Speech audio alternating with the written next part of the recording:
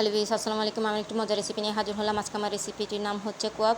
তো এটা আমাদের চট্টগ্রামবাসীর খুবই একটি জনপ্রিয় খাবার, খুবই ঐতিহ্যবাহী একটি খাবার। তো এটা আর মাংসটাকে কিন্তু এভাবেই কেটে নিতে হবে কোয়াবের জন্য। আর এরই মাঝে আমি চর্বিটা নিয়েছি, কারণ চর্বিটা না দিলে মাংসটা সফট হবে না। আর কোয়াব তৈরি করতে কিন্তু অবশ্যই চর্বি অ্যাড দিতে হয়, দেখতে পাচ্ছেন। আর আমি আধা টেবিল চামচ পোস্ত বাটা দিলাম। আর এখানে কিন্তু সব প্রকারের মশলা দিতে হবে। তো দেখতে পাচ্ছেন সব আধা চামচ করে আমি দিচ্ছি। আর এটা হচ্ছে মিষ্টি জিরা বাটা, বাদাম বাটা,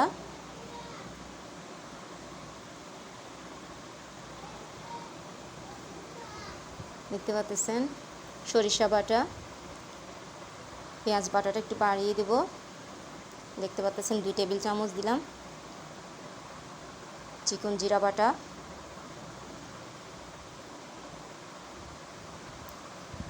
দেখতে পাচ্ছেন আদা রসুন বাটা, জায়ফল জৈত্রিক বাটাটাও দিয়েছি। হলুদের গুঁড়া দিচ্ছি 1 চা চামচ, মরিচের গুঁড়া দিচ্ছি, দেখতে পাচ্ছেন 1.5 টেবিল চামচ, ধনিয়ার গুঁড়া দিচ্ছি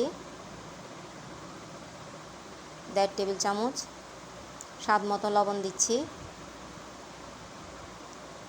দেখতে পাচ্ছেন তেজপাতা,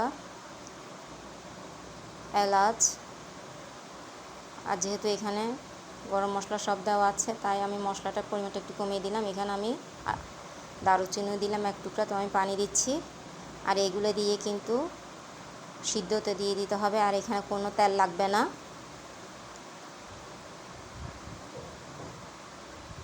আর এইভাবে কিন্তু সিদ্ধ করে নিতে হবে 2-3 বার। তো দেখতে পাচ্ছেন এরকম করেই কিন্তু 2-3 বার সিদ্ধ করে নিতে হবে। কিন্তু সন্ধ্যায় একবার, সকালে একবার, রাত্রে একবার, ঠিক সেম। তো আমি চর্বিগুলোকে দেখতে পাচ্ছেন গলিয়ে তেলটা বের করে বাকিগুলো ফেলে দিব। আমি এর মাঝে সয়াবিন তেল দিচ্ছি, দেখতে পাচ্ছেন ভাজার জন্য, যেহেতু আমার চর্বিটা গলানো হয়ে গেছে আমার। দেখতে পাচ্ছেন আমি চর্বিগুলো দিয়ে দিচ্ছি, দেখতে পাচ্ছেন আমি সবগুলো দিয়ে দিলাম। আর মাংসগুলোকে আমি এভাবেই ভেজে নেব।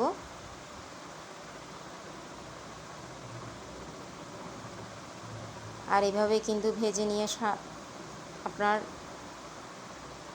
বছরও রাখতে পারবেন, কিংবা কয়েক মাসও রাখতে পারবেন ফ্রিজে। দেখতে পাচ্ছেন কীভাবে আমি ভেজে নিয়েছি।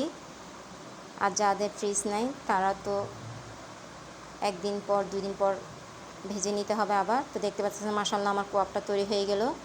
আর আমি কোয়াবটা কিভাবে ভাজি করে খাই আমরা চট্টগ্রামবাসীরা, সেটা আমার পেজে দেওয়া আছে।